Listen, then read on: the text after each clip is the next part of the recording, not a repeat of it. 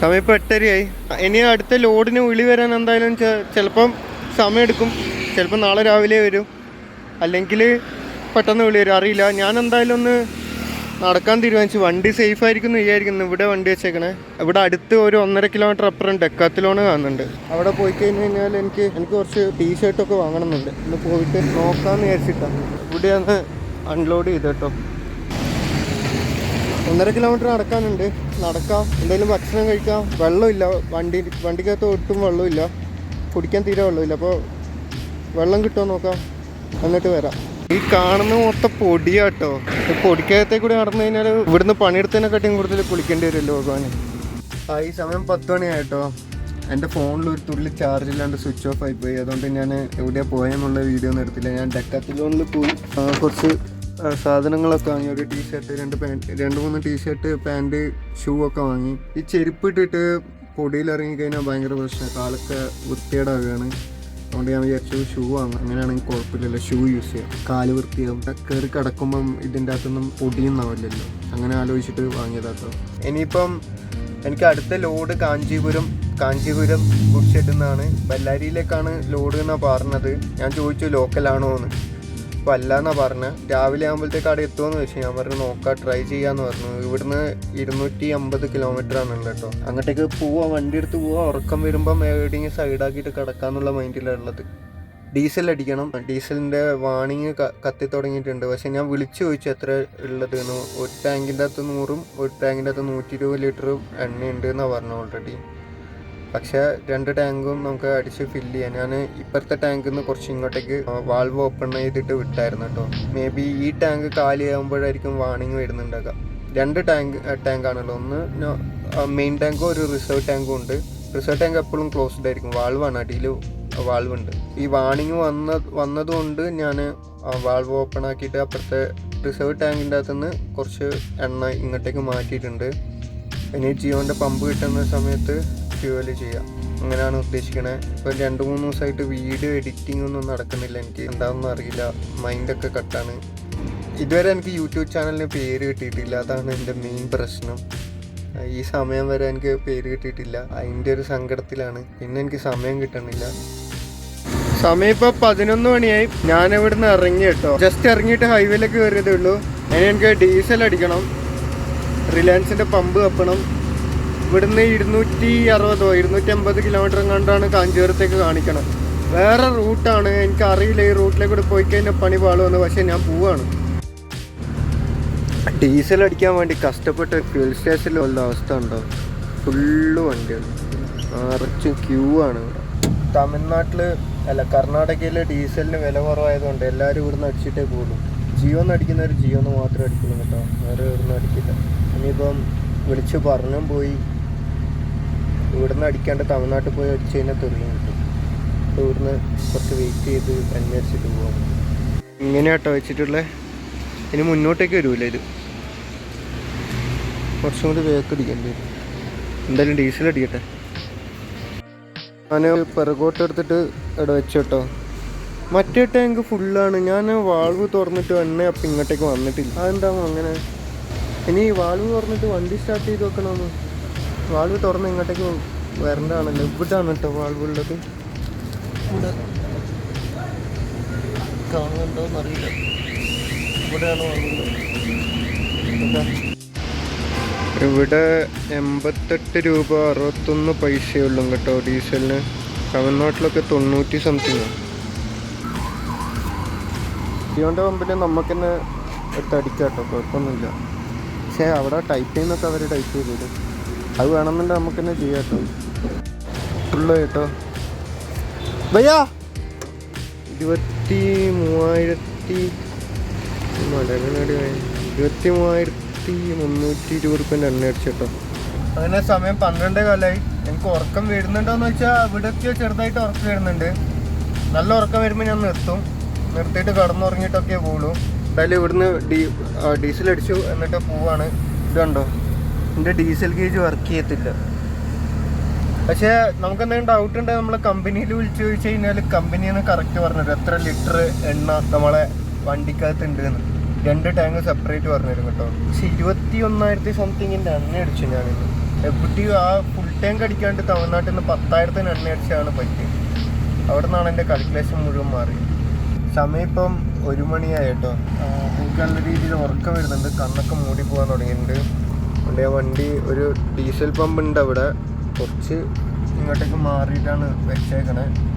വേറെ കുഴപ്പമൊന്നും ഉണ്ടാവില്ല എന്ന് തോന്നുന്നു. അവിടെ സ്ഥലമില്ല ഇടാൻ, എല്ലാ പമ്പിൻ്റെ മുമ്പിൽ ഇടേണ്ടി വരും. കുറച്ചൊന്നും കിടന്ന് ഉറങ്ങട്ടെ, കുറച്ചൊന്നും തന്നെ ഉറങ്ങി എഴുന്നേക്കുന്നവരെ ഉറങ്ങട്ടെ. See you guys, good night. Good morning. നല്ല ഉറക്കം കേട്ടോ. ഇപ്പോൾ സമയം 8:30. കുറച്ച് മുന്നോട്ട് എവിടെയെങ്കിലും പോയിട്ട് ഏതെങ്കിലും ടോളിൽ പോയിട്ട് വാഷ്റൂമിലൊക്കെ പോയിട്ട് പോവാം. ഓക്കെ, സമയം 9:10. ഞാൻ അവിടെയുള്ള ഇന്ത്യൻ ഓയിലിൻ്റെ റെയിൽ സ്റ്റേഷനിൽ പോയിട്ട് വാഷ്റൂമിലൊക്കെ പോയി വന്നു. എന്തായാലും ഞാൻ ലേറ്റ് ആയോ എന്ന് ചോദിച്ചു കഴിഞ്ഞാൽ എൻ്റെ ഫോളോവറുടെ കണ്ണിൽ ഞാൻ ലേറ്റ് ആയിട്ടുണ്ടാവും.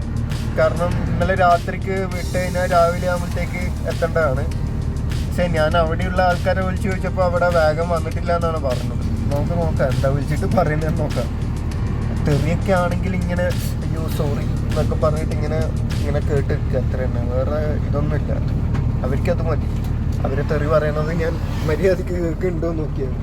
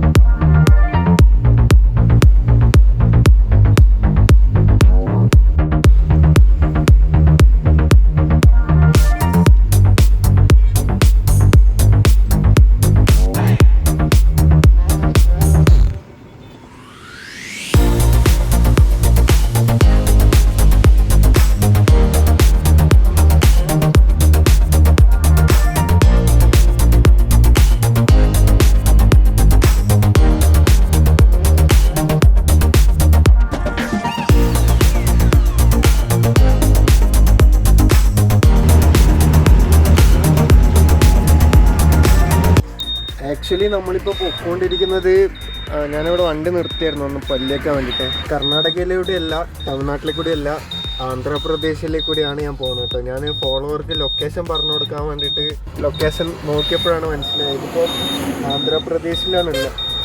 ആന്ധ്രാപ്രദേശിൽ നിന്ന് തമിഴ്നാട്ടിലേക്ക് കിടക്കുകയാണെന്ന് തോന്നുന്നു. ഞാൻ ലൊക്കേഷൻ കണ്ടിട്ട് ഒന്നും കൂടി എടുത്ത് നോക്കി, മാപ്പ് എടുത്ത് നോക്കി, കറക്റ്റ് തന്നെയാണ്. കുഴപ്പമൊന്നുമില്ല, കറക്റ്റ് തന്നെയാണ്. ഹൈവേ തന്നെയാണ് പോകുന്നത്. എന്നാൽ പിന്നെ ഈ വഴി വന്നാൽ പോരായിരുന്നല്ലേ. ഈ വഴി വരുന്ന സമയത്ത് ആന്ധ്രാപ്രദേശ്, കർണാടക, തമിഴ്നാട് മൂന്നും ടച്ചാണെന്ന് തോന്നുന്നു. അപ്പോൾ 3 RTO പൈസ കൊടുക്കേണ്ടി വരും. അതുകൊണ്ടായിരിക്കും ഇതിൽ വരണ്ടെന്ന് പറഞ്ഞത്. ഫുള്ള് കോൺക്രീറ്റ് റോഡാട്ടോ, നമ്മുടെ നൈസ് റോഡ് പോലത്തെ ബാംഗ്ലൂരത്തെ. ഇനി എനിക്ക് ഭക്ഷണം കഴിക്കണം, വിശക്കുണ്ട്, നല്ല രീതിയിൽ വിശക്കുണ്ട്. ഇനി 140 കിലോമീറ്ററാണുള്ളത്. അടിപൊളി ഏരിയ കേട്ടോ, നൈസ് ഏരിയ ആണ്. Oh, the most dangerous ghat road എന്നും പറഞ്ഞിട്ട് എഴുതി വെച്ചിട്ടുണ്ട് കേട്ടോ. അങ്ങനെയാണോ? എന്നാൽ പിന്നെ കുറച്ച് ശ്രദ്ധിച്ചു ഓടിക്കാം.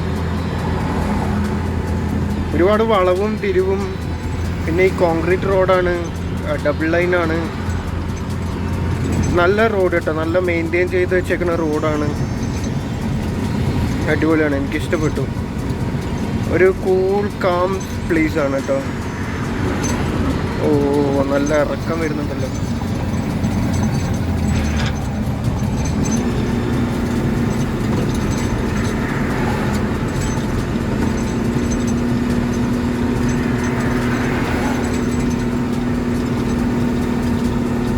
എനിക്ക് തോന്നുന്നു ഒക്കെ മുഴുവൻ ഇപ്പോൾ AP രജിസ്ട്രേഷൻ വണ്ടികൾ ഒരുപാട് കാണാൻ തുടങ്ങി കേട്ടോ. ലോക്കൽ വണ്ടികളൊക്കെ AP രജിസ്ട്രേഷനാണ്. ഇത് തെലുങ്കാനയുടെ ഭാഗമാണോ അതോ ആന്ധ്രാപ്രദേശ്?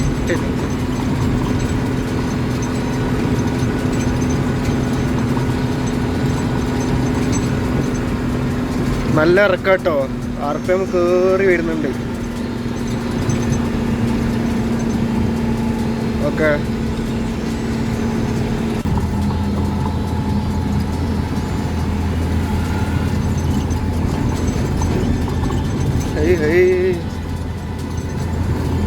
അടിപൊളി കേട്ടോ.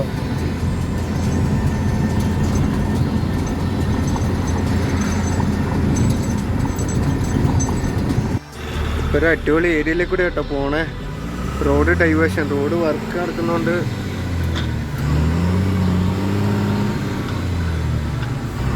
ഇതിലേ പോകാൻ പറ്റില്ല എന്ന് പറഞ്ഞത്. സംഭവം റൂട്ട് അടിപൊളി റൂട്ടാണ്. ഒരു കാടിൻ്റെ ഉള്ളിലേക്ക് കൂടിയാണ്. പക്ഷേ കാടാണോ ചെറിയ റോഡാണോ എന്നൊന്നും അറിയില്ല. പക്ഷേ റോഡ് വളരെ മോശം കേട്ടോ. ഞാൻ പോവാണ്. ഇതിൻ്റെ അകത്തുനിന്ന് വീഡിയോ എടുക്കാൻ കുറേ ട്രക്കുകൾ അങ്ങോട്ടും ഇങ്ങോട്ടും പോകുന്നുണ്ട്. അപ്പോൾ വീഡിയോ എടുക്കലേ നടക്കൂല. ആവിൻ പോയിന്റ് ഒരു രക്ഷയില്ലാത്ത റൂട്ടാട്ടോ. അടിപൊളി റൂട്ടാണ്. തിരുവണ്ണാമലയൊക്കെ പോണ റൂട്ടാട്ടോ ഇത്. ഒരുപാട് മലകൾക്കിടയിലൂടെയാണ് പൊയ്ക്കൊണ്ടിരിക്കുന്നത്. വേറൊരു എക്സ്പീരിയൻസ്. അൻപേട്ട് എന്ന് പറയുന്ന സ്ഥലത്ത് ഫോറസ്റ്റ് ചെക്ക് പോസ്റ്റ് ആട്ടോ ഇത്. അൻപേട്ട്.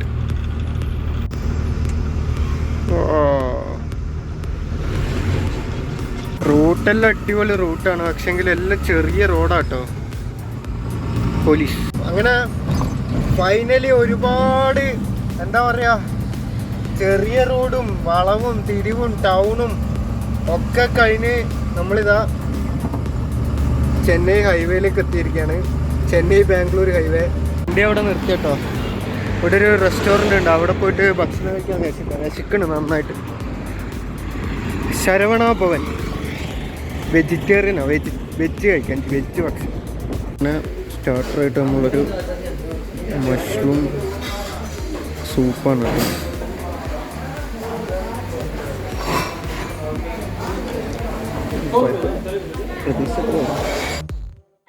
ഫ്രൈഡ് റൈസ്, കോപ്പി ഫ്രൈഡ് റൈസ്.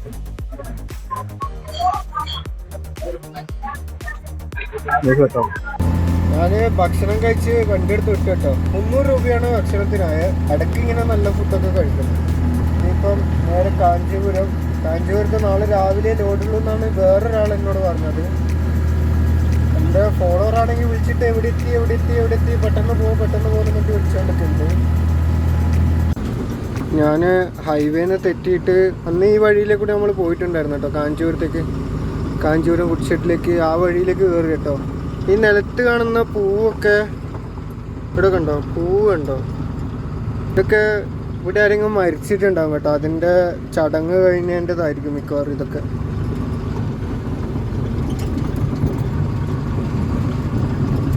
അപ്പോൾ ഞാൻ പറഞ്ഞില്ലേ മരിച്ചിട്ടുണ്ടാവുന്ന അവിടെ. അതൊരു പൊതുശ്മശാനാണ് കേട്ടോ.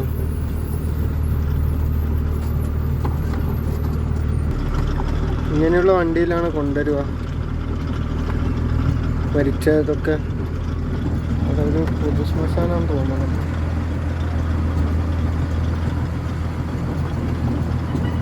ഞാനൊന്ന് കാണിച്ചിട്ടുണ്ടായിരുന്നു കേട്ടോ ഈ ഏരിയ ഒക്കെ പിന്നെ മുന്നത്തെ വീഡിയോയിൽ.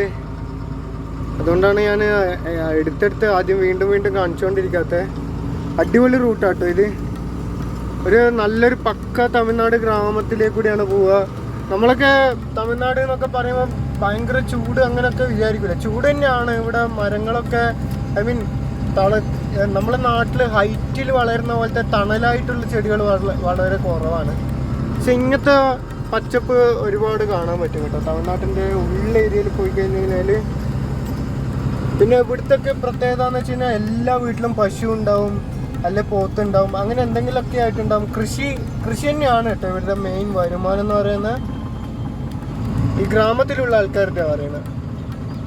സമീപം രാത്രി 10 മണി 8 മണിയായി കേട്ടോ. 10 മണിയല്ല. ഇവിടെ എത്തിയ കാര്യം പറയാൻ മറന്നുപോയി. കാരണം നല്ല തലവേദന എടുക്കുന്നുണ്ട്. വന്ന ഉടനെ നല്ല ടയേർഡായിരുന്നു. ഇവിടെ എത്തിയത് എനിക്ക് ഓർമ്മയില്ല. ഞാൻ എങ്ങനെയൊക്കെയോ എല്ലാ സാധനങ്ങളും എടുത്ത് വെച്ചിട്ട് കിടക്കായിരുന്നു കേട്ടോ. ഇനിയിപ്പം ഭക്ഷണം കഴിക്കണം. ഞാൻ ഫുഡ് ഷെഡിൻ്റെ ഉള്ളിലേക്ക് കയറിയില്ല. വണ്ടി ഇവിടെ സൈഡാക്കി നിർത്തിയിട്ടാണുള്ളത്. അവിടെ കയറി കഴിഞ്ഞാൽ പിന്നെ എന്താ അവിടുത്തെ അവസ്ഥ എന്നറിയില്ല. കുറച്ച് കഴിഞ്ഞിട്ട് അങ്ങോട്ടേക്ക് പോകാൻ തോന്നുന്നു. ഇപ്പോൾ എവിടുന്നെങ്കിലും ഇവിടെ ഭക്ഷണം കഴിക്കുക. ഇവിടുന്ന് ഭക്ഷണം കഴിച്ചിട്ട് കുറച്ച് കഴിഞ്ഞിട്ട് വണ്ടി എടുത്തിട്ട് അങ്ങോട്ടേക്ക് പോവാം. ദോശ കേട്ടോ, ദോശയും ചട്നി നൈസ്.